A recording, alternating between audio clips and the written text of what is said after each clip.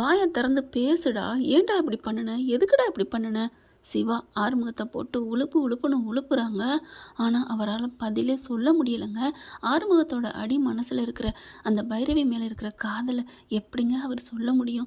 காதலுக்காக காசே போனாலும் பரவாயில்லன்னு நான் அப்படி ஒரு களவாணித்தனத்தை பண்ணினேன் அப்படின்னு ஆறுமுகம் வாய் வரைக்கும் உதடு வரைக்கும் வருது. ஆனால் அவரால் சொல்ல முடியலை. அழுகிறாரு, கண்ணீர் தார தாரையாக பதில் வருது. சிவாவுக்கு ஒரு மாதிரியாக இருக்குது. இவன் அப்படி தப்பு பண்ணுற ஆளே இல்லையே. ஏன்னா சிவாவுக்கு தெரியும் நம்ம எவ்வளோக்கு எவ்வளோ நல்லவனோ அதே மாதிரி அதை விடன்னு கூட சொல்லலாம் ரொம்ப நல்லவன். என்ன ஒன்று தப்புன்னு தெரிஞ்சால் பட்டுன்னு சிறுகடி காசை முத்து மாதிரி கோபம் வந்துடும், தட்டி போடுவார், அவ்வளோதாங்க. மற்றபடி எந்த ஒரு கெட்ட பழக்கமும் இல்லாத மனுஷங்க, நல்ல மனசு, அவன் மனசு கோல்டு அப்படின்னு அவங்க மாமனாருக்கு தெரிஞ்சதுனால தானே 1க்கு 2 பொண்ணையும் கல்யாணம் பண்ணிக்க துணிஞ்சு வந்தார். அப்படி இருக்கையில் சிவா மட்டும் புரிஞ்சுக்காமல் இருப்பாரா என்ன? ஆறுமுகம், என்ன ஆறுமுகம், நீ தான் பண்ணேங்கிறதுக்கு நீ ஆமான்னு சொல்லாமல் இருக்கிற, இல்லைன்னு சொல்லலை, ஆனாலும் அழுகிற, என்ன காரணம் சொல்லு அப்படின்னு கேட்க பார்க்குறாங்க. சிந்து ஓடி வந்து, மச்சான் நீ இப்படி பண்ணியிருக்கதை நான் இன்னமும் நம்ப முடியலை மச்சான், ஆனால் ஏதோ ஒரு காரணம் இருக்குது, சொல்லு மச்சான். அன்னபூர்ணி பார்க்குது, வேகமாக வருது. ஏய் என்னடி அவன்கிட்ட பேச்சு, நீயே ஒரு தள்ளி வச்சவ தான், நீ வந்து அவன்கிட்ட பேசுறியா? அம்மா அப்படிங்கிறாங்க. என்னடா அம்மா, யாருக்குடா அம்மா? இனிமேல் என் மூஞ்சில் முழிக்காத. ஏங்கப்பா, யாருப்பா அது? இந்த டைரக்டரு வேறு ஆளே கிடைக்கலையப்பா. இந்த அம்மா அப்படி மண்டையை கோணிக்கிட்டு பேசுகிற பேச்சு இருக்கே, அந்த பார்க்குற பார்வை இருக்கே, ஐயோ பார்க்க ஜெயிக்கலை. அந்த அம்மாவை நேராக பேச வைங்க டைரக்டரு அப்படின்னு தான் சொல்லணும்னு தோணுது. இன்னும் ஒரு இதில் என்னன்னா, இங்கே சிவா அம்மா மகா மட்டும் உள்ளுக்குள்ளே வந்து நிற்கிது, சிந்து மட்டும் வாசப்படியே நிற்கிது. இது என்னங்க நியாயம்? 2 பேரும் தானேங்க வீட்டை விட்டு ஒதுக்கி வச்சுருக்காங்க. சரி அதை விடுங்க. இப்போ அன்னபூர்ணி பார்க்குது, பலார்னு 2 அறை கொடுக்குது. ஐயோ உனக்கு நான் எவ்வளோ தாண்டா அறையிறது, அடித்து என் கையும் ஓஞ்சு போச்சு. சின்ன பிள்ளையிலேருந்தே ஏதாவது ஒரு பிரச்சனை இழுத்துட்டு வந்து நிற்கிறது. ஏம்மா அவன் நியாயம் கேட்டு நல்லதுக்கு தாமா போயிட்டு வந்து நிற்கிறான். நல்ல மனசோடு இருந்தாலே இப்படி 4 பிரச்சனை தன்னால் வரும் தான். அதுக்காண்டி இப்போ சிவா என்ன பண்ணுறாரு? பெரியம்மா இருங்க, நான் பேசிக்கிறேன், என்ன பேச்சு சிவா, ஒன்றும் பேச வேணாம், இவன் மூஞ்சிலே முழிக்க வேணாம் அப்படின்னு சொல்லிட்டு, இங்கே பார், இது நாள் வரைக்கும் நீயும் பைரவியும் ஒன்று சேரணும்னு ஆசைப்பட்டேன், நீயும் வேண்டுதெல்லாம் வச்ச, நானும் ஆசையாக நடந்துக்கிட்டேன், அதை வேண்டுதலுக்கும் நடக்கணும் என் புள்ள ஆசைன்னு கடவுள்கிட்டையும் வேண்டினேன். ஆனால் இப்போ சொல்கிறேன், பைரவிக்கு எவ்வளோ சீக்கிரம் டைவர்ஸ் வாங்கி கொடுக்க முடியுமோ நான் ஆளாக நின்று அவளுக்காக நான் போராடி வாங்கி கொடுப்பேன்டா. உனக்கு உண்மையிலே இந்த அம்மா மேலே அக்கறை, இந்த குடும்பத்து மேலே ஒரு கொஞ்சமாவது நம்பிக்கை, ஒரு பாசம் வச்சுருந்தீன்னா கூடிய சீக்கிரம் எனக்கு விவாகரத்து வேணும் அப்படின்னு கையெழுத்து போட்டு கொடுக்குற. பைரவிக்கு ஒரு நல்ல வாழ்க்கையை வழிவிட்டு கொடுத்துட்டு போய் தொலைடா. அம்மா அது வந்துமா, என்னடா அம்மா ஏன்டா அப்படி பண்ண, உன்னை ஏன் பண்ணேன்னு கேட்கவே மாட்டேன். நீ என்ன காரணம் சொன்னாலும் சரி, அவள் உனக்காக பண்ணதை நீ இப்படி பண்ணிட்ட, போ அப்படின்னு விரட்டுறாங்க. இனிமேல் இந்த வீட்டுக்குள்ளே இருக்கக்கூடாது, வெளில போ. உன்னை பாவம்னு போனா போதுன்னு அந்த சஞ்சய் சாரும் மன்னிச்சுட்டு போயிட்டாரு, நான் மன்னிக்க மாட்டேன். நீ ஜெயிலுக்கு போறியோ இல்லையோ எனக்கு கண்ணு முன்னாடி நிற்காத, நீ இந்த வீட்டை விட்டு வெளில போகிற ஒரு ஆள் தான் அப்படின்னு சொல்கிறாங்க. ஏம்மா எல்லாரையும் வீட்டை விட்டு விரட்டிக்கிட்டே இருக்கியே, நீ ஒரு சட்டம் படிக்காத நீதிபதியா, டக்குன்னு தீர்ப்பு கொடுக்குற. மீதி இருக்கிறது இந்த சிவாவும் நீயும் தான். சிவாவும் இன்னும் கொஞ்சம் நாளில் என் சிந்து தான் எனக்கு என் சொத்து சுகம் அப்படின்னு போயிடுவார். அப்படி சொல்லிட்டாருன்னா சிவா வீட்டை விட்டு போ அப்படின்னு நீ சொன்னாலும் சொல்லுவம்மா. அப்புறம் நீ மட்டும் என்ன பண்ணுவ? நீனும் வெளியில் போகிற காலம் இருக்குது. ஆமாம், அவன் மனசில் சிந்து இல்லை நான் அவளை கல்யாணம் பண்ணலைன்னு சொல்லியும் அழுது கதறி துடிச்சோம். அந்த சிந்துவும் நீயும் ஒன்று மாதிரி தானே அன்னைக்கு நடந்துக்கிட்டீங்க. கட்டுறா தாலியை, சிந்து பொய் சொல்ல மாட்டாடா அப்படின்னு சொல்லி தாலி கட்ட வச்சில்ல, அது உன் மேலே தப்புங்கிறத சிவா என்னைக்கு வாயை திறந்து சொல்கிறாரோ அன்னைக்கு சங்கு தாண்டி உனக்கும் மவளே. வெளியில் யாருப்பா அது? வெளியில் ஒரு ரூமு வச்ச 4 ரூம்பு பார்சல் அப்படிங்கிற மாதிரி கட்டி விடுங்கடா. வீட்டுக்குள்ள இருக்கவங்க எல்லாம் தீர்ப்புன்னு சின்ன மருமகளை எப்படி வெளியில் போகிறாங்களோ கார் செட்டுக்கு, அவுட் ஹவுஸுக்கு, அதே மாதிரி தான் இந்த வீட்டிலேருந்து வெளியிலே போகிறாங்க. ஆறுமுகம் அழுத வாக்கில் அந்த துணிமணிலாம் எடுக்கிறாரு. பெட்டி படுக்க டொம்முன்னு தூக்கி கொண்டு போடுறாங்க. எடுத்துகிட்டு அப்படியே இங்கே ஓரமாக சின்னதாக ஒரு ரூம் இருக்கா, அது நல்லா அந்த வீட்டு ஷூட்டிங் ஸ்பாட் தெரியும், நீளமாக இருக்கும். அதில் ஓரத்தில் 2-3 வீடெல்லாம் கட்டி தான் விட்டுருக்காங்க, சின்ன ரூம்பாக. அந்த ரூமுக்கு போய் உட்காந்துருங்க. நாங்கள் ஷூட்டிங் ஸ்பாட் போயிட்டு வேடிக்கையெல்லாம் ஷூட்டிங் பார்த்துருக்கோம். அதனால தான் சொல்கிறேன். இப்போ ஆறுமுகம் பையை தூக்கிட்டு போய் உட்காந்துடுறாரு. உட்காந்துட்டு அப்படியே ஒரு மாதிரியாக சோகமாக இருக்க, ஐயா அப்படின்னு வராங்க இங்கே வேலை பார்க்குறவங்க. பரவாயில்ல இருக்கட்டும், நான் பார்த்துக்கிறேன் அப்படிங்கிறாங்க. சிவா பின்னாடியே போகிறாரு. பெரியம்மா பார்க்குது, இங்கே பாரு அவன்கிட்ட போகாத, இல்லை பெரியம்மா, அவன் ஏன் இப்படி பண்ணா நான் தெரிஞ்சு ஆகணும் அப்படின்ட்டு போகிறாங்க. அவன் சொல்ல மாட்டான், அவன் சொன்னாலும் தேவை இல்லை, நீ போகாத அப்படின்ட்டு போகிறாங்க. நானாவது இருக்கிறதாவது. இப்போ சிந்துவும் சிவாவும் வேகமாக போயிட்டு ஆறுமுகத்திட்ட கேட்குறாங்க, சொல்லு ஆறுமுகம். அவர் சொல்ல மறுக்கிறாரு. என்னை விடுங்க, நான் விட்டுருங்க, எனக்கு ஒரு மாதிரியாக இருக்குது, நான் என்னால் பைரவிக்கு பணம் இழந்துட்டேன், நான் எப்படியாவது கொடுத்துட்றேன் அப்படின்னு சொல்லிட்டு உள்ளுக்குள்ளே போய் படுத்துக்கிறாருங்க கதவை சாத்திக்கிட்டு. இப்போ சிந்துவும் சிவாவும் மச்சான் வந்து பொய் சொல்கிறாருன்னா ஏதோ ஒரு காரணம் இருக்கணும், சொல்ல மாட்டேங்கிறாரு, ஏன் பைரவி அழிக்கணும் அப்படிங்கல. அப்போ பைரவி வருது. அன்னபூரணிட்ட இங்கே பாருங்க அத்தை எனக்கு அப்படின்னு சொல்ல ஆரம்பிக்கல. உனக்கு டைவர்ஸ் நான் வாங்கி தரேம்மா, போதுமா? அத்தை ரொம்ப தேங்க்ஸ் அத்தை அப்படிங்கிறாங்க. ஆனால் ஒன்றுமா, என்னத்தை, நீ எனக்கு பிள்ளையா நீ இருப்பியா அப்படிங்கல பார்க்குறாங்க. உனக்கு என்னென்ன ஆசைப்பட்டியோ அதெல்லாம் நான் படிக்க வச்சு உன்னை இந்த வீட்டுக்குள்ளே நான் மருமகளை ஆக்கினேன் பாரு, அதுக்கு தண்டனையா, நான் உனக்கு பண்ண பாவத்துக்கு தண்டனையா, நான் பரிகாரமாக உனக்கு நான் எல்லாத்தையும் படிக்க வைக்கிறேன், எத்தனை வெளிநாடு போகணுமா உன்னை நல்லபடியாக ஆளாக்குறேம்மா, நீ என் மகளாக இருப்பியா அத்தை அப்படின்னு கட்டி பிடிச்சிக்கிறாங்க. எல்லாரையும் நம்புது, என் மச்சானை மட்டும் நம்ப மாட்டேங்குது, கூறுகட்ட குந்தாணி அப்படின்ட்டு சிந்து என்ன பண்ணுறாங்க, மறுபடியும் தன்னோட முயற்சியிலேருந்து கை விடவே இல்லைங்க. நேராக போகுது, இப்படி ஜன்னல் வழியாக எட்டி பார்க்குது. மச்சான் மச்சான் அப்படின்னு கூப்பிட்டா நல்லா தூங்குறாரா என்ன பண்ணுறாங்க, கண்ணை முடிக்கிட்டு படுத்துருக்காங்க. மச்சான் மச்சான் அப்படின்னு கூப்பிடுது. என்ன சிந்து அப்படின்னு எந்திரிக்கிறாரு. கதவை திறங்க மச்சான். இல்லை சிந்து நீ போ, இப்போ நீங்கள் திறக்கலை நான் என்ன பண்ணுவேன்னு எனக்கே தெரியாது மச்சான், கதவை திறங்க அப்படிங்கவும். சரி ஏதாவது பண்ணி தொலைச்சிருவான்னு கதவை திறக்கிறாரு. உள்ளார போய் உட்காராங்க. மச்சான் ஏன் மச்சான் இப்படி, எதுக்கு மச்சான் இப்படி பண்ண, பாவம் இல்லையா, ஏதோ நீ பண்ணியிருக்க, காரணம் எல்லாம் பண்ண மாட்டேன், சொல்லு மச்சான் அப்படின்னு கேட்க, என்ன நீயாவது புரிஞ்சிருக்கியம்மா சிந்து அப்படிங்கிறாரு. பரவாயில்ல சொல்லுங்க மச்சான். இல்லை சிந்து, அவள் அந்த போட்டியில் ஜெயிச்சிட்டா, என்னை விட்டு போயிடுவாள்ல, அவள் போகக்கூடாது, என் கூட இருக்கணும், காலத்துக்கும் அவளோட அன்பில் அவளோட காலடியிலே நான் இருக்கணும், ஏன்னா அவள் எனக்கு நிறையா பண்ணியிருக்கா, அதனால தான் நான் அப்படி ஆசைப்பட்டேன், வேறு தப்பாலாம் நான் பண்ணலை சிந்து.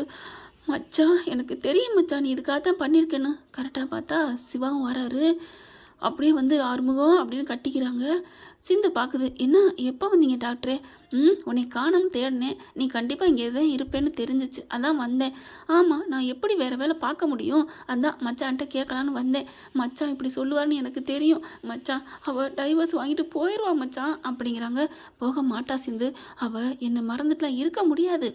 ஐயோ மச்சான், அத்தை தான் ஒத்த காலில் நிற்கிறாங்க, அவங்க எப்படி வேணாலும் நிற்கட்டும், என் மனசு முழுக்க அவள் தான், அவளை நான் தெய்வமாக பார்க்குறேன், எனக்கு அவள் என்னை விட்டு போகக்கூடாங்கிற கதை அப்படி பண்ணினேன் சிந்து அப்படின்னு அழுகிறாரு. ஆனால் அந்த சஞ்சய் தாம்மா எனக்கு ஏதோ பண்ணி சதி பண்ணிட்டாம்மா, எனக்கு புரியலம்மா, எப்படி அவன் இந்த மாதிரிலாம் எடுத்தான், எந்த தடையும் இல்லாமல் தான் நான் பண்ணேன், எனக்கு என்னன்னே புரியலையம்மா. மச்சான் விடு மச்சான், நான் எல்லாத்தையும் நான் பார்த்துக்கிறேன், நான் இருக்கேன், நீ ஏன் மச்சான் பயப்படுற? ஆமாப்பா சிந்து இருக்கிறா, சிந்து என்ன நினச்சாலும் இந்த அகிலத்தையே ஆட்டி படைச்சிருவா தெரியுமில்ல, எப்பேற்பட்ட என்னையே மயக்கி கல்யாணம் பண்ணவளாச்சே. என்ன டாக்டரே, உன் மேலே உள்ள காதல் நான் பண்ணேன், இப்போ மச்சான் என்ன பண்ணாரு, பைரவி மேலே உள்ள காதல் இப்படி பண்ணியிருக்காரு ஏன் மச்சான்? ஆமாம் சிந்து, நீ இப்படி சிவா மேலே இப்படி பழி போட்டு தாலி கட்டியேன்னு நினச்சேன், அது இப்போ அது தப்புன்னு தோணலை சிந்து. என்ன மச்சான் சொல்கிறேன்? ஆமாம், ஒருத்தவங்க மனசுக்கு பிடிச்சிட்டா அதுக்காக என்ன வேணாலும் செய்வான்னு நான் இறங்கி இப்போ செய்யலை, அது மாதிரி தான் நீ அன்னைக்கு செஞ்சுருக்கேன்னு எனக்கே தோணுது சிந்து அப்படிங்கிறாங்க. மச்சான் விடு மச்சான், அன்னைக்கு நான் பண்ணது தப்பு தான் மச்சான், எனக்கே தெரியுது அப்படிங்கிறாங்க. சிவா பார்க்குறாரு. நீயா இந்த தப்புங்கிறத அன்னைக்கேண்டி சொல்லலை? அன்னைக்கு சொல்லியிருந்தா நீ என்னை விட்டு போயிடுவிய மச்சான், அதனால தான் நான் அன்னைக்கு சொல்லலை. என்ன சொன்னேன் மச்சான்னு சொன்னேன். அட்டா மச்சான் நல்லா இருக்கே, இனிமே என்ன நீ மச்சானே கூப்பிட்றியா, டாக்டருங்கிறது நல்லா இல்லை அப்படின்னு சொல்ல. எனக்கு டாக்டர் தான் பிடிச்சிருக்கு, மச்சாங்கிறது ஆறுமுகம் மச்சானுக்கு மட்டும்தான், உனக்கெல்லாம் மச்சான் இல்லை. ஏய் ப்ளீஸ் நீ சொல்லுடி அப்படின்னு சொல்ல. முடியாதுன்னு சொல்லிட்டு எந்திரிக்கிறாங்க. சொல்லுடி அப்படின்னு கையை பிடிச்சி இழுக்க, அப்படியே இழுத்து டபக்குன்னு மேலே சாஞ்சிடுறாங்க. ஏண்டி நான் தொட்டோன்னு விழுகிறியே, அப்படி மெதுவாவா போவ அப்படின்னு சிவா கேட்க, ஆமாம் அப்புறம் எப்படி உன் மேலே விழுகிறது, இந்த சாக்கெட்டு தானே கட்டி பிடிக்க முடியும் அப்படின்னு முத்தம் கொடுக்க முடியும் அப்படின்னு முத்தம் கொடுக்குறாங்க. ஆறுமுகத்தை பார்த்துட்டு ஐயோ மச்சான் சாரி மச்சான், ஆறுமுகம் சாரி பரவாயில்லடா அப்படிங்கிறாங்க. மச்சான் தில்லா இருக்கணும், எப்போவுமே நிமிந்து தான் இருக்கணும், தலை குனிஞ்சிருக்கக்கூடாது ஓகேவா, உங்களை அக்கா கூட தங்கச்சி கூட சேர்த்து வைக்கிறது என் பொறுப்பு.